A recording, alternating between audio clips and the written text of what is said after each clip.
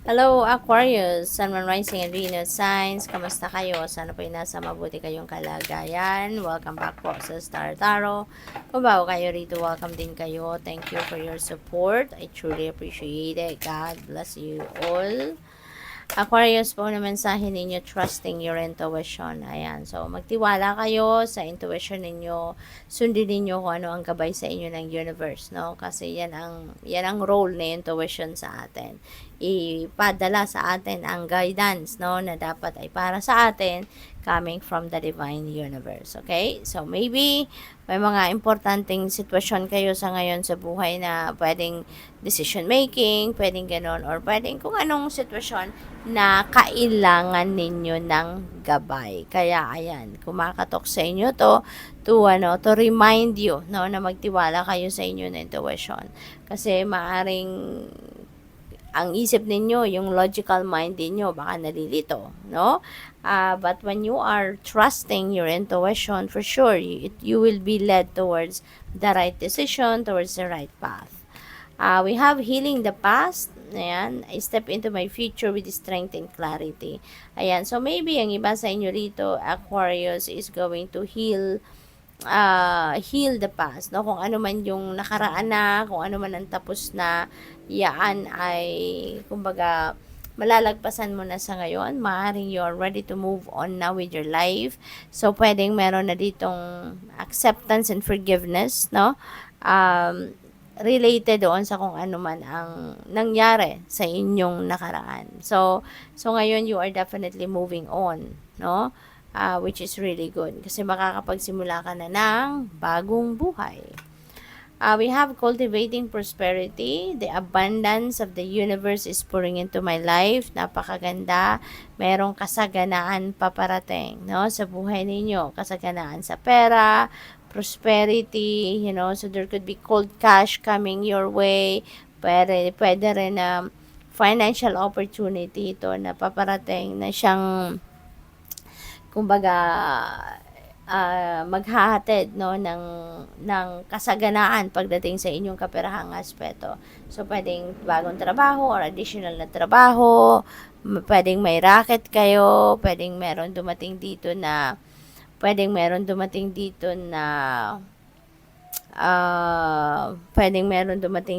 mga career opportunity or business opportunity, yung mga ganun ba, no? Unexpected income, so yun din na napipick up ko dyan. We have stepping into stillness. My power is born in the majesty of silence. Ayan. So, you're being invited here, no, to step into stillness. You're being invited here na mag-solitude kayo, me time kayo, no? Because there could be something na dapat ninyong pag-isipan or pwedeng kailangan ninyong magpahinga, 'di ba? Kasi pwedeng hindi na kayo nakakapagpahinga sa kabisihan, no?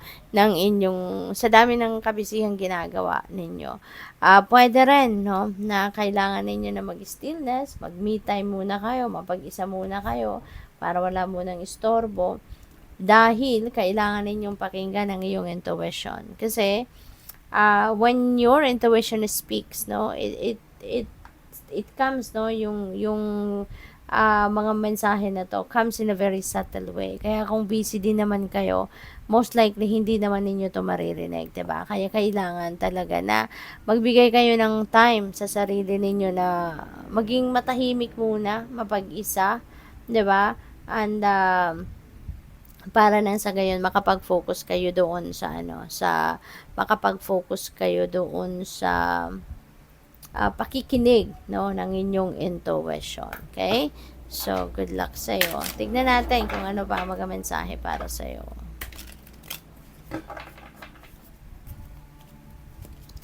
We have number 85, follow your dreams. Ayan, sundin niyo na ang inyong mga pangarap. Work on your dreams na, no, Aquarius. Probably merong mga opportunities na nandito kumakatok sa buhay ninyo, no, para na magawa ninyong